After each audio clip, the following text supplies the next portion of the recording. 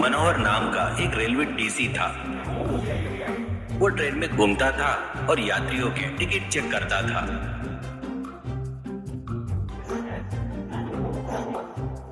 मनोहर का दिल बहुत नरम और दयालु था। अगर कोई यात्री कहता कि वो गरीब है करके उसके पास टिकट खरीदने के पैसे नहीं है, तो मनोहर उससे कहता, क्या आपको नहीं पता कि बिना टिकट की यात्रा करना अपराध है? इसके लिए तुम्हें जुर्माना और जेल दोनों हो सकती है। अगर आप पकड़े गए तो मेरी नौकरी भी जा सकती है। क्या आपको पता है क्या? अगली बार ऐसे मत करना।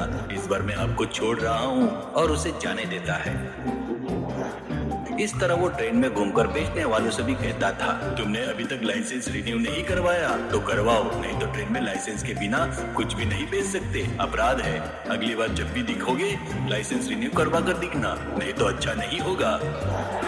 एक दिन एक व्यक्ति एक बूढ़े आदमी को साथ लेकर मनोहर के घर आया। मनोहर ने कहा, अरे विशाल, कितने दिनों बाद मिले, कहाँ गायब हो गया रे?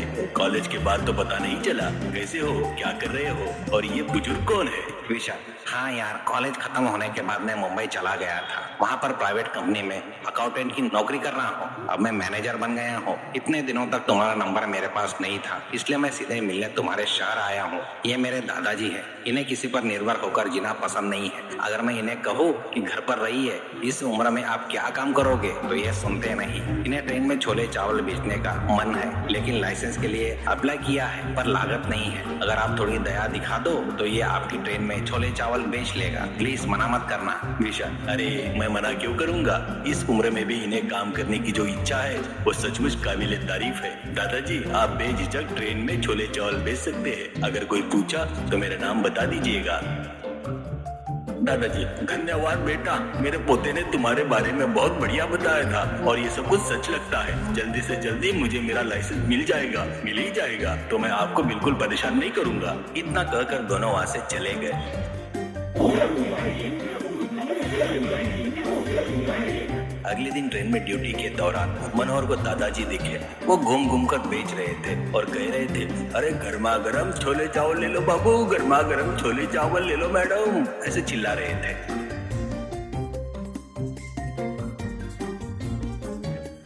उन्हें देखकर मनोहर ने सोचा, अरे चलो कोई बात नहीं, बेचारे बूढ़े व्यक्ति को अभी कोई परेशानी नहीं है, और उनके पास गया। दादाजी ने कहा, अरे बाबू मनोहर, आज ही मैंने ड्यूटी शुरू किया है, बहुत बहुत शुक्रिया तुम्हारा, ये लो मेरे छोले चावल खाओ। और उन्होंने मनोहर को दिया। मनोहर ने खाया और पैसे देते हुए कहा, बहुत स्वादिष्ट है दादाजी, एक प्लेट कितने का है दादाजी? ऐसे कहा। दादाजी ने कहा, बेटा एक प्लेट 100 रुपए का ही है, लेकिन बेटा मैं तुमसे कैसे पैसे ले सकता हूँ, रहने दो बेटा। मनोहर ने कहा, आप भी कमाल करते हैं दादाजी, मुझे ऐसे खाना पसंद नहीं है, ये लो, और पैसे देकर चला जाता। इस तरह दादाजी रोज ट्रेन में छोले चावल बेचने लगे। कभी कभी मनोहर उन्हें मिलता तो उनके छोले चावल खाता था और दादाजी के मना करने के बावजूद भी उन्हें पैसे देकर चला जाता था। एक दिन जब मनोहर ऑफिस में था तो उसके पास 4 युवक आए। उनमें एक ने पूछा, क्या आप मनोहर ही है? अमरावती एक्सप्रेस में आप ही टीसी हो ना? मनोहर ने कहा, हाँ मैं ही हूँ, आप कौन हो? एक आदमी ने कहा, हम सादे कपड़ों में स्पेशल ब्रांच के पुलिस हैं, क्या आप इस फोटो वाले व्यक्ति को पहचानते हो? ऐसा कहते ही मनोहर ने देखा, वो विशाल की फोटो थी। मनोहर ने कहा, हाँ सर, मैं इसे जानता हूँ, इसने और मैंने डिग्री तक साथ पढ़ाई की थी। इसके बाद वो मुंबई चला गया। उसने बताया था कि वहाँ पर किसी प्राइवेट कंपनी में मैनेजर है। ऐसे कहते ही वो आदमी, आप इसे आखिरी बार कब मिले थे और आप दोनों ने क्या बात की थी? ऐसा कहते ही मनोहर ने उन्हें सारी घटना बताई। वो आदमी, आप जिस बूढ़े आदमी की बात कर रहे हो वो यही है क्या? मनोहर ने देखा, वो दादाजी की फोटो थी। मनोहर हैरान होकर बोला, हाँ यही है, लेकिन इस फोटो में उन्होंने अच्छे कपड़े पहने हुए हैं। ऐसा कहते ही उस आदमी ने कहा, आप कितने बोले हो सर? वह विशाल मुंबई में एक बहुत बड़ा गोल्ड स्मगलर है और यह बूढ़ा आदमी उसका सहयोगी है। ये दोनों आपका इस्तेमाल करके सोने की स्मगलिंग कर रहे हैं। तो हमें पता लगाना ही होगा कि वो क्या है। चलिए, बोलकर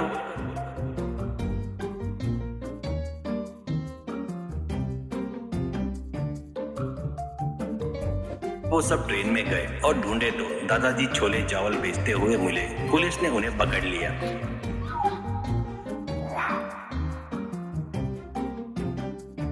उन्होंने छोले चावल वाले बक्से में देखा, चावल के नीचे सोना मिला। पुलिस ने कहा, चोर कहीं के, इस तरह से 10